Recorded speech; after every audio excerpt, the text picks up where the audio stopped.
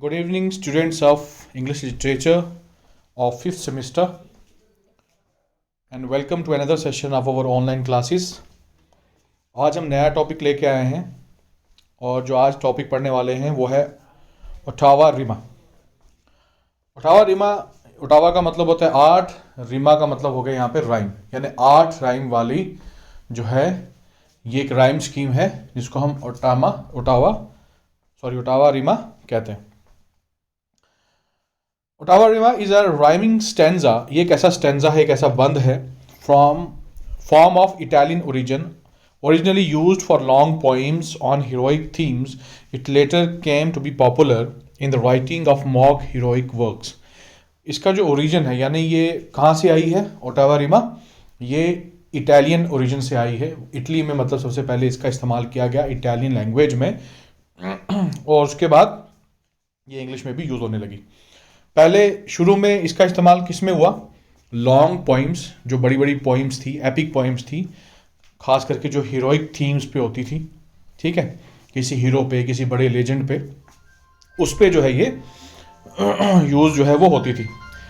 It later came to be popular in the writing of mock heroic, और mock heroic में जब इसका इस्तेमाल हुआ, ठीक है, मॉक हीरोइक आपने पढ़ा होगा कि वेस्टर्न एज में मॉक हीरोइक जो है काफ़ी लिखे गए। मॉक हीरोइक क्या होता था कि एपिक लिखी जाती थी, लेकिन किसी ऐसी चीज़ के बारे में, किसी ऐसी छोटी चीज़ के बारे में कि जो इतनी इंपॉर्टेंट नहीं होती थी। तो मॉक का मतलब होता है मजाक, एपिक का मतलब होता है एपिक, यानी मजाक वाली एपिक।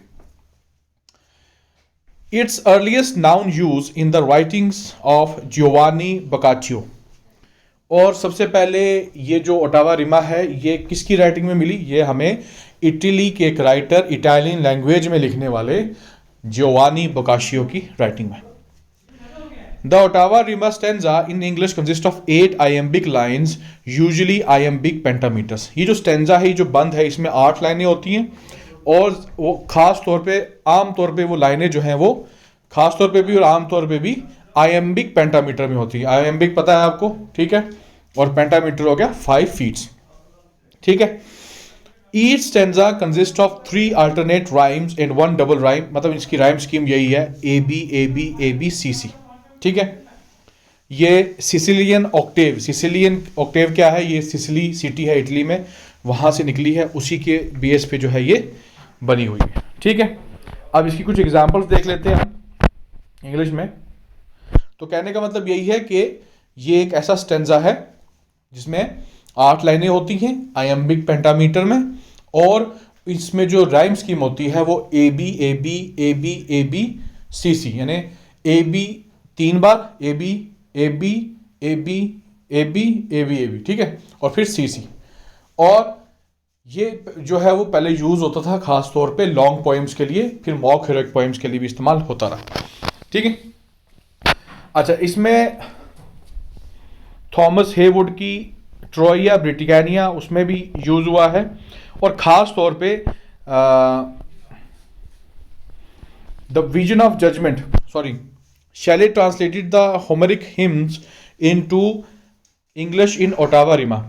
पीबी शैले ने होमरिक हिम्स, यानी होमर की जो हिम्स थी उनको ट्रांसलेट किया किसमें? इंग्लिश में, इसी स्टैंजा की स्ट्रक्चर में। ख़ास तौर पे विलियम बटलर यीट्स, अगर हम मॉडर्न राइटर्स की बात करें तो उन्होंने सेलिंग टू बैजेंटियम में इसका इस्तेमाल किया।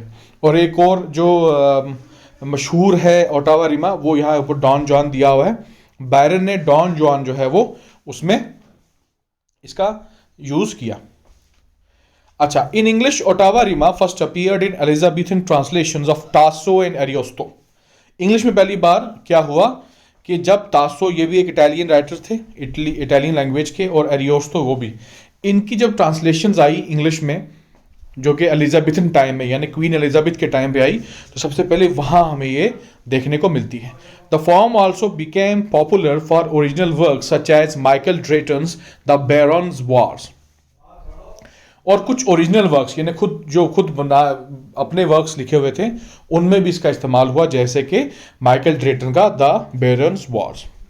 थॉमस हेवुड की ट्रोया ब्रिटिकानिया, वो भी एक ओरिजिनल वर्क था। फिर एमिलिया लेनियर का साल ड्यूस रेक्स जोडेरियम, इसमें भी इसका इस्तेमाल हुआ। William Browne's Britannia's pastorals also contains passages in ottava rima, इसमें भी पैसेजेस हैं काफ़ी सारे जो कि ओटावा रिमा में लिखे गए। The first English poet to write mock heroic ottava rima was John Hookham Frere. John Hookham Frere, इन्होंने पहली बार जो है मॉक हीरोइक लिखा ओटावा रिमा में। किसमें? हुज 1817 या 1818 poem prospectus and specimen of an intended national work used the form to considerable effect. इन्होंने अब पहली बार जो मॉक हीरोइक में यूज किया वो इन्होंने किया अपने वर्क जिसका नाम था prospectus and specimen of intended national work. ठीक है, उसके बाद लॉर्ड बायरन रेड फ्रीरीज वर्क। अब क्या हुआ, इसी वर्क को लॉर्ड बायरन ने पढ़ा एंड सा the potential of the form, और देखा कि यार ये जो फॉर्म है, स्टेंजा है, इसमें काफ़ी पोटेंशियल है, इसमें अच्छी जो शायरी जो है वो की जा सकती है। He quickly produced Beppo his first poem to use the form, और सबसे पहले उन्होंने बेपो नाम का एक वर्क लिखा उसमें इस फॉर्म का इस्तेमाल किया। Shortly after this Byron began working on his Don Juan, और डॉन जुआन पे फिर वर्किंग की और फिर आगे इसमें भी इसका इस्तेमाल किया। ठीक है, अब इसकी एग्जाम्पल देख लेते हैं। जैसे ये देखें आप, ये फ्रीरी की एग्जाम्पल है। But chiefly when the shadowy moon had shed o'er woods and waters her mysterious hue, their passive hearts and vacant fancies fed with thoughts and aspirations strange and new। यहाँ पे देखो पहले में क्या है शेड, लास्ट में जो rhyme है क्या है डा, ये हो गया ए। दूसरे में क्या है ह्यू, यू, ये लास्ट में ये हो गया, ये काफिया जो है ये जो इसकी आवाज लास्ट में क्या आई यू की, और ये आ गया बी। फिर फेड में क्या एड है, फिर दोबारा ए आ गया, फिर न्यू में यू है, फिर दोबारा बी आ गया, ए भी हो गया। Till their brute souls with inward working bred, यहां पे फिर ए आ गया। Dark hints that in the depths of instinct grew, फिर यू आ गया। Subjection not from Locke's associations nor David Hartley's doctrine of vibrations. तो लास्ट में ये जो दोनों लाइनें ये बिल्कुल डिफरेंट है, लास्ट में इनकी लास्ट वाली एंडिंग आवाज, तो ये आ गया सीसी, इसलिए डॉन जुआन में भी है। लेट्स सी, हमारे पास बटलर यीट्स है, नहीं बटलर यीट्स हमारे पास नहीं है, तो आई थिंक एक एग्जांपल हमारे लिए काफ़ी है। ठीक है, तो आज के लिए इतना ही, अल्लाह हाफिज़। एक मिनट।